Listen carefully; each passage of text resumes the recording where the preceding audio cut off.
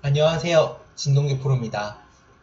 자, 제가 이제 그 유튜브를 하면서 많은 분들께서 개가는 어떻게 그렇게 빨리 하냐 이런 질문을 참 많이 받습니다.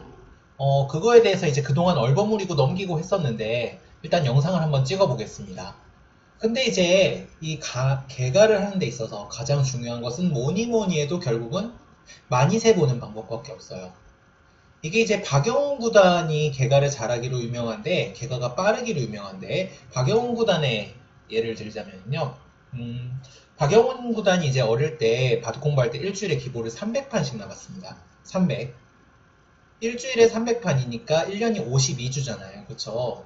1년에 15,000판 정도를 놓는 건데, 박영훈 구단이 보통 기보를 놓고 다 놓거나 하면은 개가를 꼭 한 번씩 해요.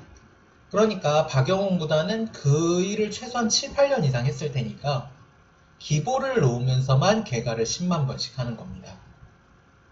그리고 바둑을 둘 때 보통 프로들이 개가를 몇 번씩 하느냐? 이거를 이제 질문을 드리면 많은 분들께서 뭐 10번, 5번 뭐 이런 대답을 하시는데 저희는 최소한 50번 이상씩 개가를 합니다. 그러니까 이제 프로들이 개가가 빠른 거는 결국은 개가를 많이 한 그런 것이 가장 중요한 겁니다. 뭐 이런 것에 관심이 많으세요. 근데 한 집씩 세고 두 집씩 세고 그 다음에 뭐 줄로 세고 뭐 박스로 세고 이런 기법보다는 결국 일단 처음에 중요한 것은 많이 세보는 것입니다.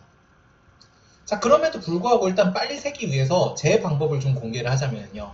지금 이제 X 세모 네모가 되어 있는데 X는 제가 가장 먼저 세는 곳입니다. 그 다음에 이제 네모를 세고 세모를 세거나 하는데 자, 보시면 X는 지금 다 박스로 묶여 있죠. 박스로, 그쵸? 박스로 묶여 있습니다. 그래서 이거 같은 경우는 10, 15, 17 이렇게 셉니다. 이거 세는데 1초 안 걸려요. 빨리 세면은 1초 안 걸립니다. 이게 1초 이상, 저렇게 쉬운 모양이 1초 이상 걸리면은 바둑을 들 때 개가를 할 수가 없어요. 프로들이. 왜냐면 30초 초읽기에서 개가를 하고 수읽기를 하고 바둑을 둬야 되는데 게다가 개가를 보통 하나만 하는 게 아닙니다. 예를 들면 패가 났을 경우에는 개가를 패를 이겼을 때 패를 졌을 때 나눠서 하거든요. 그렇기 때문에 이 정도는 굉장히 빠르게 셉니다. 프로들이요. 자, 우아 모양도 보죠. 보시면 여기 3, 5, 15로 이제 제가 X를 만들어 놨죠. 15, 17, 19 이렇게 셉니다. 시간 안 걸리죠. 이거를 하나, 둘, 셋, 넷, 다섯, 여섯 이렇게 세면은 이제 좀 느려서 못 셉니다. 보면은 좀 편한 박스로 세고 있죠. 자, 위쪽 보겠습니다. 여기 좌측. 이거 같은 경우는 15을 미리 세고요. 이 모양. 지금 11라는 게 한눈에 들어옵니다. 물론 좀 많이 세보시면 들어오실 거예요. 11, 26, 28. 자, 그래서 요거 합해서 얼마나 걸리느냐. 대략 5초 정도면 충분합니다. 10, 15, 17, 32, 34, 36, 51, 62, 64 이렇게 됩니다. 이게 결국은 연습이 중요해요. 특히 이제 프로가 되려는 친구가 이 영상을 보고 있다면 무조건 많이 세보세요. 무조건. 자, 그게 우선 첫 번째고 두 번째는 사실 바둑이 이렇게 집이 단정하게 지어져 있는 게 아니잖아요. 두 번째는 이제 끝내기 관련된 연습을 많이 해야 된다는 겁니다. 끝내기 이야기로 가보시죠.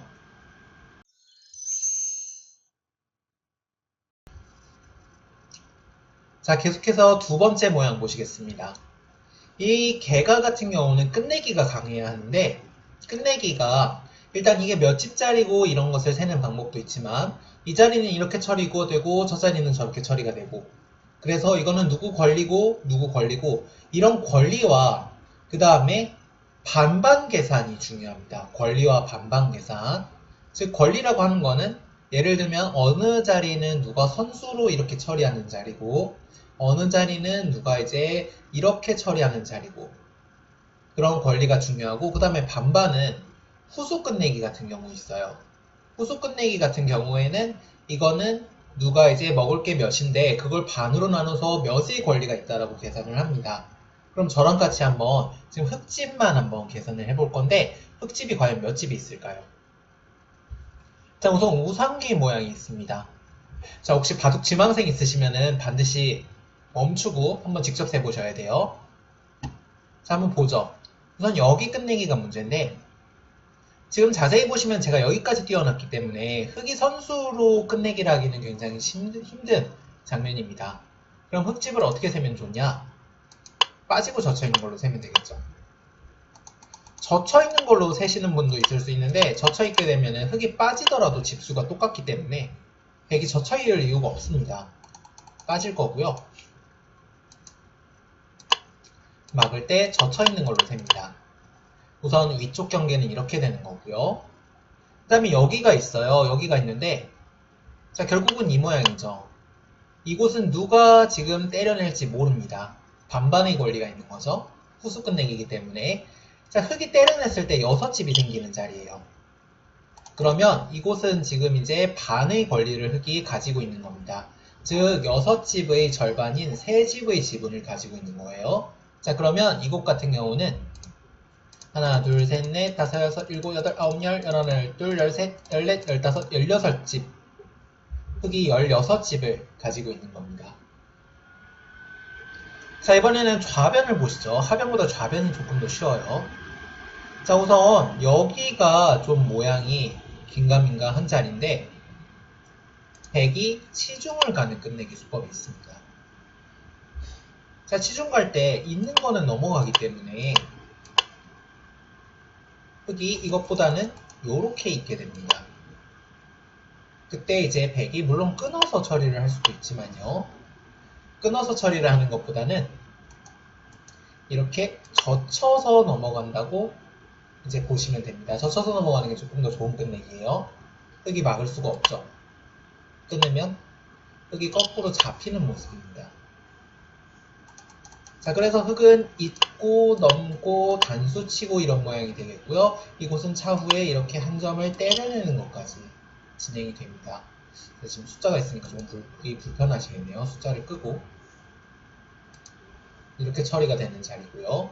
자, 여기 좌상기도 조금 헷갈리실 텐데 좌상기 같은 경우는 백이 젖히면 흑이 받을 수도 있는데 보통은 손을 빼는 자리입니다. 자, 그러면 붙이고 있는 것까지 처리가 됩니다. 백이 두면 이렇게 되고요. 흑이 두면 이렇게 되는 자리입니다. 자, 그러면은 어떻게 하냐면 이게 후수 끝내기이기 때문에 후수 끝내기이기 때문에 흑이 두는 것과 백이 두는 것을 반으로 나눠서 흑집을 계산을 해줘야 하는데요. 여기가 지금 흑이 빠지게 되면 X친 곳에 집이 늘어납니다. 한 집, 두 집, 세 집, 네 집, 다섯 집, 여섯 집. 그리고 이곳 단수가 선수기 때문에 7집짜리 끝내기예요. 그러면은 3집반을 흑이 가지고 있는 거죠. 7집을 나누게 되면 어떻게 해서 3집반을 더하면 되느냐, 이 모양에서 백이 젖힌다고 치고 차후에 이렇게까지 끝내기가 된다고 했을 때 이 모양에서 3집반을 더해주시면 됩니다. 특히 이게 좌상기 모양 같은 경우는 굉장히 많이 나오는 모양이기 때문에 이때 계산을 하실 때 이렇게 이렇게 계산하는 방법도 있지만 이렇게 계산을 하고 반집을 더해줘도 똑같아요. 반집을 더해줘도. 왜냐, 아까 3집반을 더해준다고 했잖아요. 아까에 비해서 3집이 늘어나 있고 반집을 더해주면 됩니다. 저는 이렇게 외워서 계산을 해요. 자, 그럼 하나, 둘, 셋, 다섯, 일곱, 아홉, 열, 열하나, 열둘, 열셋, 열네, 열다섯, 열여섯, 열일곱, 열여덟, 열아홉, 스물, 스물하나, 23집입니다. 지금 방금 이 모양이 23집이 있는 거예요. 보기보다 작죠? 이거를 이제 아무 생각 없이 이렇게 계산을 하게 되면은 아까랑 대차가 나버리는 겁니다. 이건 29집이 나네요. 자, 마지막으로 하변을 세볼 텐데요. 하변. 이런 거 같은 경우는 아주 정교하게 세기가 힘든데 일단 백이 이곳은 붙여서 넘는 자리입니다. 그리고 이것도 붙여서 넘는 것이 선수로 듣고 있어요. 흑이 빠질 수가 없죠. 끊으면은 이 두 점이 죽습니다. 자, 그럼 이걸로 끝이냐? 사실 이걸로 끝이 아닌데요. 백이 차후에 이렇게 하고 손을 뺀 다음에 밀고 있는 역끝내기를 할 수가 있고, 이 가능성이 세 가지가 있어요. 혹은 흑이 쳤을 때 백이 받을 수도 있고, 혹은 흑이 쳤을 때 백이 손을 뺄 수도 있는 겁니다. 자, 그럼 어떻게 계산을 하면 되냐면은 이거 같은 경우는 이렇게 흑이 나중에 치는 것을 선수를 한다고 계산하고 이거보다 조금 작다고 계산을 합니다. 프로들은요. 물론 이제 박영훈 구단 같은 경우는 이거를 정교하게 세놓는 박영훈 구단 같은 기사도 있는데 이게 시간이 중요하잖아요. 그렇기 때문에 여기보다 조금 작다고 계산을 합니다.